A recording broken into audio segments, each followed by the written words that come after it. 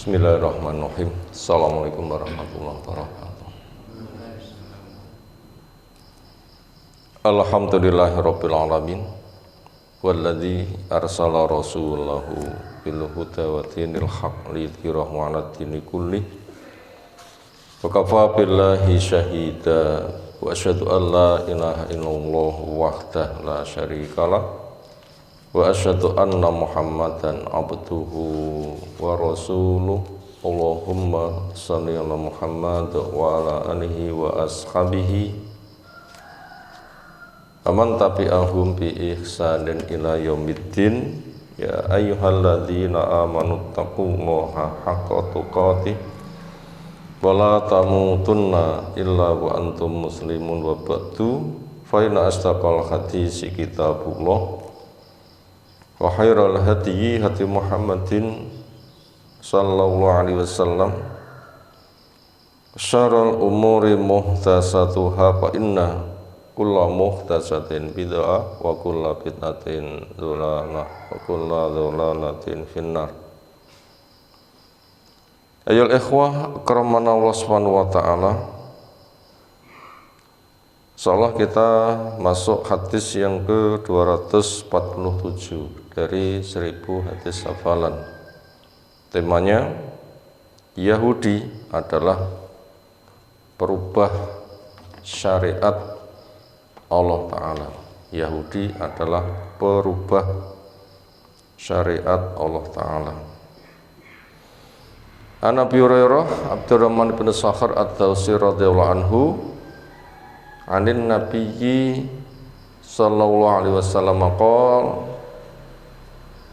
kila dikatakan, dihimbaukan, diperintahkan di Bani Israel, untuk anak turun Israel. Israel itu panggilan untuk Nabi Yakub alaihissalam. Itu bahasa Ibrani.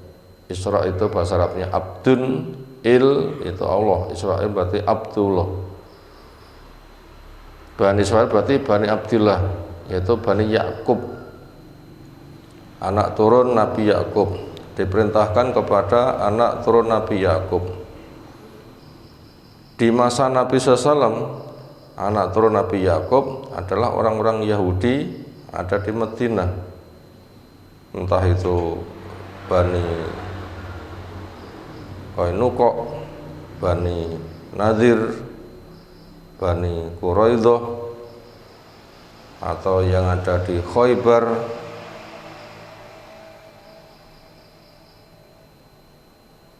Itu kelanjutannya di masa Nabi SAW.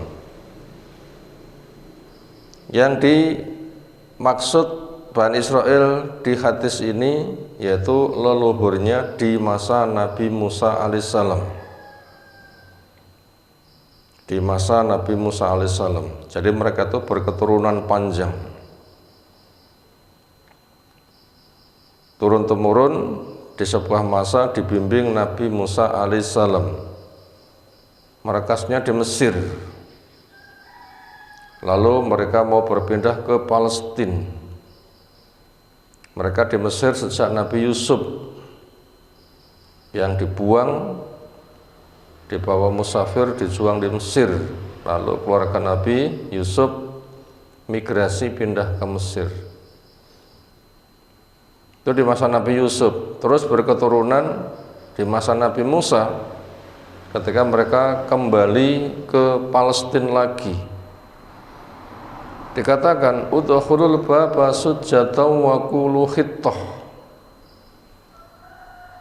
Ini Allah sebutkan ada di Al-Baqarah 58. Wa idh qulna udkhulu hadhil qaryah faqulu minha haitsu syi'tum raghadan wa udkhulul baba sujjatan wa qulu khittah naghfir lakum khatayakum wa sanazidul muhsinin.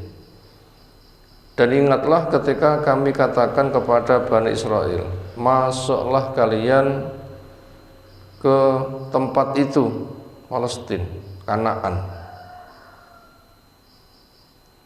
Dan silahkan kamu makan di sana dengan rezeki yang leluasa, longgar, melimpah yang kalian inginkan. Dan ketika masuk pintu gerbang sambil sujud dan ucapan khitah, yaitu Allahumma ighfir lana dzunubana, ya Allah ampunkan untuk kami dosa-dosa kami. Niscaya kamu punya dosa-dosa, akan saya ampuni.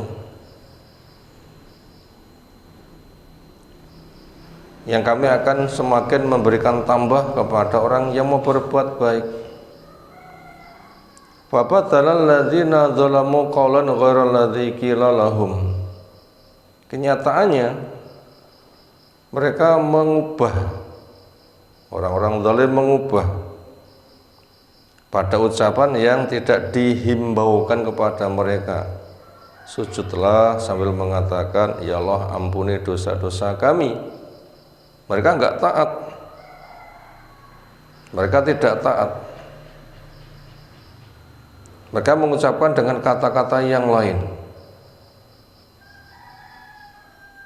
Maka resikonya fa'anzalna 'alal ladzina dzalamu rijzam minas sama'i bima kanu yafsukun.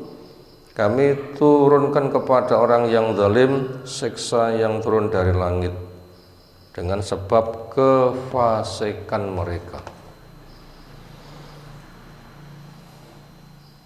Mereka mengganti apa? Fatakhalu, akhirnya mereka masuk tidak dengan cara sujud, tetapi yazhafun ala astahihim. Di lafaz yang lain ala auraqihim, berjalan di atas pantat mereka. Ada yang mengatakan ngesot, ada yang mengatakan membungkuk. Mestinya sujud diganti dengan cara lain. Mestinya sambil mengatakan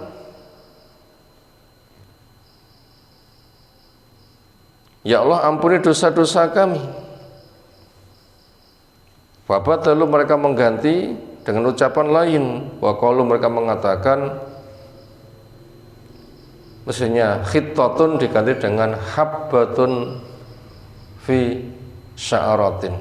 Di lafaz yang lain fi sya'iratin, biji pada rambut kecil. Rawal Bukhari, meriwayatkannya Imam Bukhari. Ayo ikhwah karoman subhanahu wa ta'ala, apa saja pelajaran yang bisa kita ambil dari hadis di atas? Pertama, termasuk alamatun nubuwah, tanda kenabian. Nabi kita betul-betul nabi, itu tanda-tandanya. Apa tandanya? Berkisah pada kisahnya orang dulu,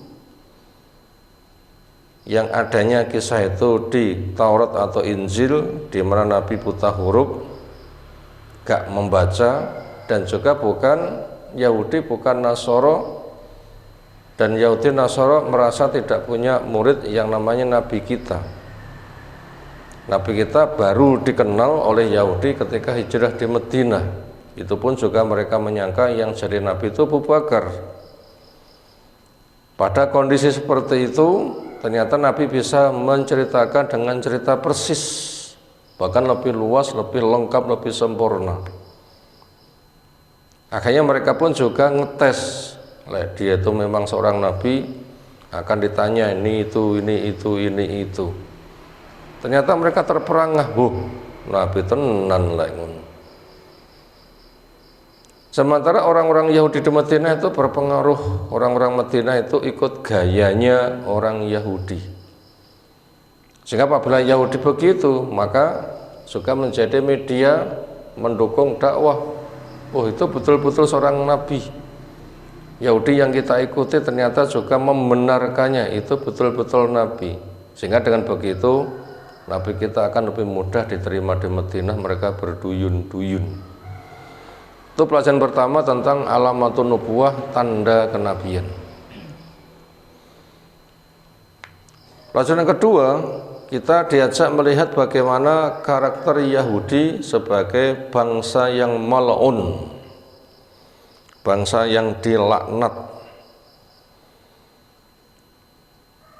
yang Allah telah ingatkan kepada kita, wala takunu kalladzina utul kitaba min qablu Atala alaihimul amatu faqasat qulubuhum wa katsirum minhum fasikun. Kamu jangan memiliki sifat seperti sifat orang yang diberi kitab tempo dulu. Semakin panjang waktu yang mereka jalani bukan semakin tunduk, tetapi semakin keras hatinya. Kenapa? Mereka fasik, meninggalkan ketaatan. Jadi Yahudi itu merupakan bangsa yang dilaknat karena kefasikannya. Dengan begitu kamu jangan mengikuti bangsa yang fasik yang dilaknat karena merubah hukum Allah, meninggalkan ketaatan. Sehingga pengaruh mereka yang luas kita diwaspadakan. Awas, itu bangsa yang mal'un, jangan kamu terpedaya. Lalu yang ketiga, bentuk kefasikan mereka akhirnya dilaknat itu seperti apa? Bentuk kefasikan mereka akhirnya mereka itu dilaknat seperti apa bentuk kefasikannya? Yaitu mengganti hukum Allah. Mengganti hukum Allah. Hukum Allah itu sudah baku, nggak boleh ditambah, nggak boleh dikurangi.